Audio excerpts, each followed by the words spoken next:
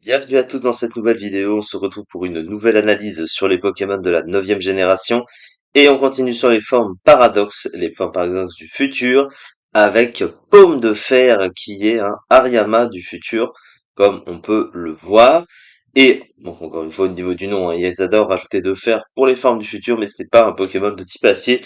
Il possède le double type combat et électrique, un double type qui, avant la 9e génération, n'existait pas et qui a été implémenté dans cette génération, avec à côté aussi Pomarmotte et Pomotte, donc c'est pas le seul dans cette génération, mais le double type n'existait pas avant.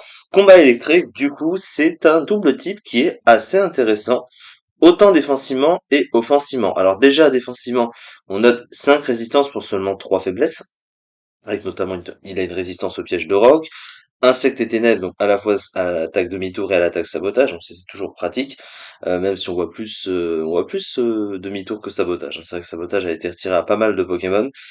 Et il a aussi deux résistances électriques et acier, toujours correctes, surtout bon la résistance acier hein, qui assez pratique hein, pour combler la faiblesse du type fée, hein, forcément, qui est un type très joué.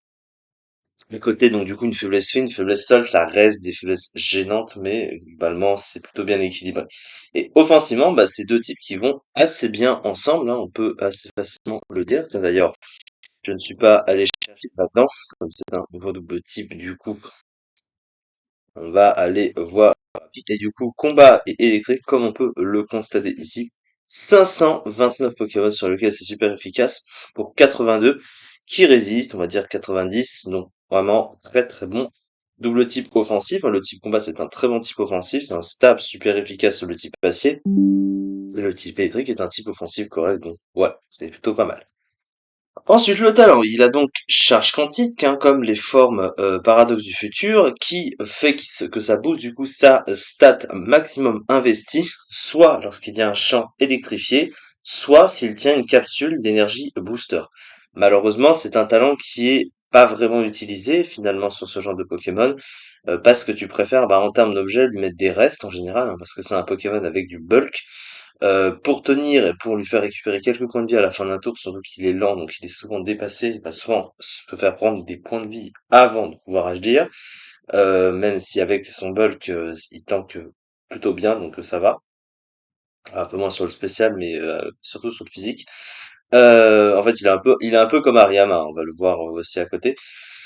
Mais finalement, c'est vrai que tu n'utilises pas vraiment la capsule d'énergie booster, tu préfères un meilleur objet. Et pour le terrain électrique, bah, c'est situationnel parce qu'il faut avoir une team adaptée à un terrain électrique et c'est pas vraiment adapté, même s'il est lui-même de type électrique. Donc c'est pas un talent que tu vas très souvent utiliser. Le problème avec Charge Quantique, hein, sur les formes paradoxes qu'on a vu jusque-là, c'est que si t'as pas vraiment l'intérêt de l'utiliser, donc si tu n'utilises pas la capsule d'énergie booster, ou si tu n'utilises pas le terrain approprié, bah autant le soleil pour les formes du passé, c'est plus couramment utilisé que ça, puisqu'il y a pas Togorico, etc., et que Watapi qui pose naturellement le champ électrifié.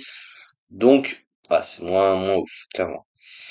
Et du coup, au niveau des stats, bah, c'est des stats à la Hariyama. Alors, Hariyama, globalement, c'est une grosse attaque, hein, donc il a une grosse attaque de 140, il tape plus fort qu'Hariyama.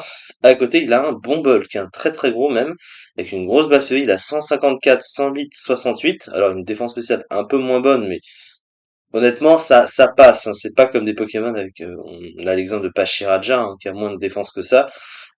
Alors, il va être plus facile à tuer sur le spécial, sachant qu'il y a beaucoup de Pokémon qui tapent sur ça. Après, tu peux toujours éventuellement lui mettre une veste de combat pour le rendre un peu plus bulky. Alors, à côté, il y a quand même une mauvaise vitesse de 50. Ça reste problématique pour un Pokémon offensif parce qu'il est très souvent dépassé. Et du coup, sa résistance sur la longue du match, c'est compliqué parce qu'à côté, il a pas non plus de move de soin adapté. Donc, voilà, sur la durée, c'est un peu compliqué d'être lent, mais comme c'est un Pokémon qui a quand même du bulk, il tape fort, donc c'est assez intéressant. Puis il a un double type qui est assez intéressant encore une fois. Et une attaque spéciale de 50, mais ça, évidemment, il s'en servira pas. Sur le plan move pool, alors sur le plan move pool, offensivement, bah il a plutôt de bonnes options, hein. Il a globalement, oui, de plutôt bonnes options. Il a donc Close Combat sur le plan du type combat. Il a aussi Vampipoint qui lui permet, encore une fois, de récupérer des points de vie. Sur le plan du type électrique, alors c'est vrai que des stats physiques de type électrique, il n'y en a pas d'excellents. En général, c'est plus sur le spécial qui sont utilisés. Bon, il a quand même, bon, éclair fou, ça fait perdre des points de vie, ça a un recul derrière. Il a point éclair quand même. Bon, ça reste pas si pire non plus. Sur le plan du coverage, il a quelques trucs, hein. Et bon, du coup, il a les points élémentaires, donc il a point de feu, point glace. Par contre, oui, c'est vrai. Il a pas plus que ça. Il a quand même séisme, hein. Il a le coverage sol. Il a câlinerie, il a éboulement, il a tombe roche. Il a du coverage, il a accès à non-slam pour se booster. Le terrain cristal, si jamais, peut-être plutôt défensivement, si on devait l'utiliser, je pense. Mais en général, c'est des sets très offensifs avec le setup de Dance Slam. Donc, offensivement, il a l'artillerie pour taper, faire des dégâts, ce setup. Donc, un Pokémon puissant avec un double tic qui est plutôt bon offensivement. Donc, ça, c'est assez intéressant. Mais à côté de ça, eh bien, c'est un Pokémon, enfin, on connaît un peu Hariyama, c'est que ça peut rester une niche à placement quand même, puisque il est assez facile à prédire. Globalement, ces sets sont quasiment tous les mêmes, et il n'y a pas vraiment besoin de grand-chose pour tanker la plupart de ses attaques en général. Donc, c'est un Pokémon un petit peu trop prévisible.